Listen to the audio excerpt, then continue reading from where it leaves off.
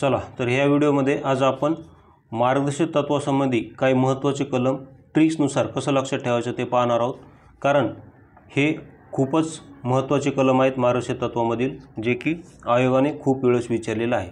आणि जर तुम्हाला पॉलिटीच्या कलमा पाठ होत नसतील तर आपल्याकडे संपूर्ण पॉलिटीच्या कलमांची ट्रिक्ससह पेड PDF आहे। ती जर तुम्हाला हवी असेल तर तुम्ही 84 21 90 83 84 या नंबरवर संपर्क करू शकता। आता आपण सुरू करू। बघा, आता हे मार्गदर्शक तत्वामधील कलम 39 आहे, जे की खूपच महत्त्वाचं आहे। त्याला आपण त्याचे संपूर्ण सब कलम कसे लक्षात ठेवायचं तेच ह्या व्हिडिओमध्ये आपण पाहणार आहोत। तर बघा, कलम 39 काय आहे? राज्याने अनुसरायची धोरणे। तर यामध्ये म्हणजे राज्याने कसे धोरणे अनुसरली पाहिजे ज्यामुळे लोकांचं कल्याण होईल असं यामध्ये सांगितलेलं आहे। तर बघा, आता यामध्ये सब कलम विचारले जातात। बघा 39 A मध्ये काय आहे, B मध्ये काय आहे, C मध्ये काय आहे, संपूर्ण आपण ट्रिक्सनुसार पाठ करू। तर बघा 39 A मध्ये काय आहे? तर 39 A मध्ये आहे स्त्री पुरुष यांना उपजीविकेचे पुरेसे साधन मिळण्याचा अधिकार। तर याला कसं लक्षात ठेवलेलं आहे बघा आपण। मला सांगा, माणसाची सर्वात महत्त्वाची उपजीविका कोणती? तर अन्न वस्त्र निवारा। अन्न, हे बघा हे अन्न आहे सगळ्यात महत्त्वाचं। निवारा जरी नसला, वस्त्र जरी नसले तरी सगळ्यात महत्त्वाची उपजीविका माणसाची अन्न आहे। कारण अन्न वाचून माणूस जिवंत राहू शकत नाही। म्हणून सर्वात महत्त्वाचं इथं काय म्हणता येईल मग? स्त्री पुरुष यांना उपजीविकेचे पुरेसे साधन। मग अन्न हे स्त्रीला लागते आणि पुरुषालाही लागते, म्हणून ए मध्ये असं सांगितलेलं आहे। म्हणून ए फॉर अन्न असं आपण म्हणू। इंग्रजीमध्ये अन्नची सुरुवात ए ने होते, म्हणून ए फॉर अन्न। स्त्री पुरुष, हे बघा ए फॉर अन्न म्हणजे स्त्री पुरुष दोघांनाही अन्न मिळण्याचा समान अधिकार आहे। त्यानंतर बघा बी आहे भौतिक साधन संपत्तीची सर्वांमध्ये विभागणी। याला कसं लक्षात ठेवायचं?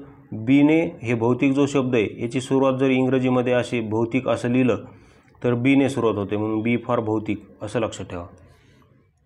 त्यानंतर सी आहे साधन संपत्तीचे केंद्रीकरण थांबणे, म्हणजे सेंट्रलायझेशन थांबणे। केंद्रीकरण थांबणे म्हणजेच काय? सेंट्रलायझेशन होऊ देणं नाही, म्हणून सी फॉर सेंट्रलायझेशन टाळणे असं लक्षात ठेवा। त्यानंतर डी आहे स्त्री पुरुष यांना समान कामास समान वेतन। बघा डी काय आहे? स्त्री आणि पुरुष यांना समान कामास समान वेतन। तर याला कसं लक्षात ठेवायचं? डी फॉर देना बँक म्हणा। काय म्हणा? डी फॉर देना बँकेत स्त्री आणि पुरुषाला समान कामास काय आहे?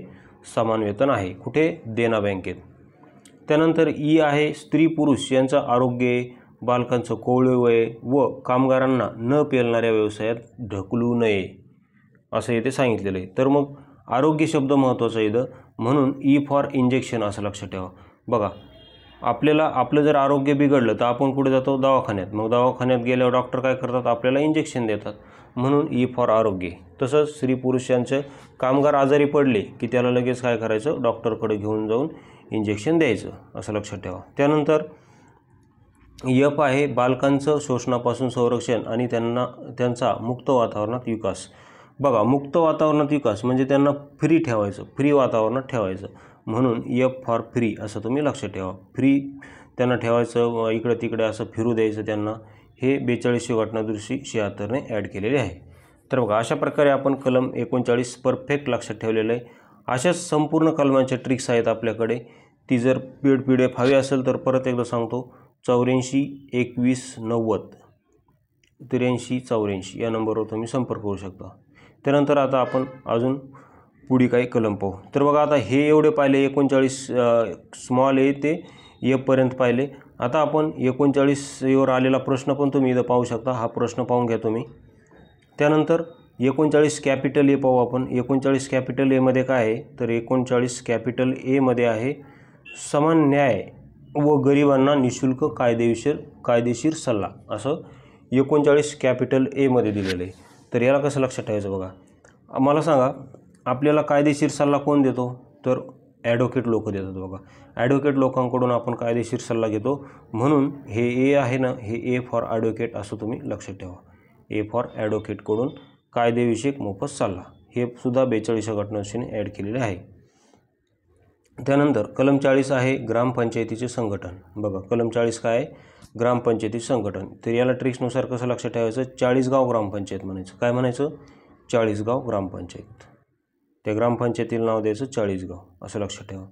त्यानंतर परत 41, 42 पहा. 42 काय, प्रसूतीविषयक सहाय्य म्हणजेच डिलिव्हरी सहाय्य म्हणजेच बेबी केअर सहाय्य, असं लक्षात ठेवू शकतो आपण. बेबी केअर, डॉक्टर करून बेबी केअर सहाय्य, कारण शेवटी इथं 42मध्ये 2 आहे आणि 2 बेबीचा जो बी आहे तो 2 नंबरला येतो, असं लक्षात ठेवा. त्यानंतर कामगारांना रास्त किमान वेतन आणि ग्रामीण कुटीर उद्योग. यामध्ये बघा, ग्रामीण कुटीर उद्योगामध्ये कोणता कुटीर उद्योग येतो? मग गांधीजीचं हे गांधीवादी कलम आहे. मग गांधींनी कोणता कुटीर उद्योग सुरू केला होता? चरखा उद्योग सुरू केला होता. चरखा. मग चरखाची सुरुवात सीने होते आणि सी हा ABCनुसार 3 नंबरला येतो आणि 43मध्ये काय आहे? शेवटी 3 आहे, म्हणून ते तसं लक्षात ठेवू शकता. त्यानंतर बघा, आता हे कलम बघा 47 काय आहे? अंमली पदार्थ आणि दारूबंदी आरोग्य यासंबंधी आहे. तर याला कसं लक्षात ठेवायचं? आरोग्यासंबंधी आहे ना, तर याला कसं लक्षात ठेवायचं? 7 एप्रिल हा जागतिक आरोग्य दिन आहे बघा. एप्रिल 7 हा जागतिक आरोग्य दिन आहे. मग एप्रिल हा 4था महिना असतो, म्हणजे हा एप्रिल हा 4था महिना असतो आणि 7 तारीख ही 7 तारीख, तर म्हणजे एप्रिल 7 हा काय असतो? जागतिक आरोग्य दिन, म्हणजे इथं आरोग्यासंबंधी आहे, असं लक्षात ठेवू शकता तुम्ही. त्यानंतर 48A आहे अरण्ये, पर्यावरण, वन्यजीव संरक्षण. हे 48मध्ये दिलेलं आहे, 48A मध्ये. तर याला कसं लक्षात ठेवायचं? बघा, A फॉर अरण्य म्हणायचं. काय म्हणायचं? A फॉर अरण्य, असं लक्षात ठेवू शकता तुम्ही. त्यानंतर पुढचं बघा 50 काय आहे? 50 आहे न्यायव्यवस्था कार्यकारी व्यवस्थेपासून अलग ठेवणे. बघा 50 काय आहे? न्यायव्यवस्था कार्यकारी व्यवस्थेपासून अलग ठेवणे. तर याला कसं ट्रिक्सनुसार लक्षात ठेवायचं? न्यायालयांना कार्यकारी व्यवस्थेपासून 50 किलोमीटर दूर ठेवायचं. किती? Minimum 50 kilometre. मग कलम 50 असं लक्षात राहील आपल्या. आणि शेवटचं कलम आहे आंतरराष्ट्रीय शांतता आणि सुरक्षा.